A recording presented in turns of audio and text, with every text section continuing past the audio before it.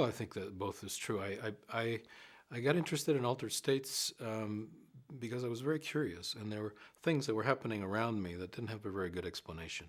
And I kept being interested in how is it that this is happening this way. So I think I had a natural curiosity that guided me to choose psychology as a science of consciousness.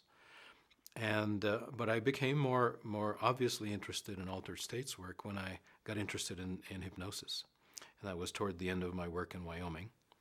And I went to a hypnosis training in the Caribbean. That was nice, and got introduced more formally to the notion of altered states, and that got me very fired up. And I got very interested in the study of clinical hypnosis. And of course, hypnosis has to do with working with altered states.